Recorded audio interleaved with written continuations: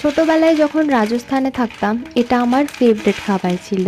এটা অনেকবার অনলাইনে অর্ডার করে খেয়েছি, তবে অনেক বেশি দাম নেয়, তাই আজকে বাড়ি বানাবো।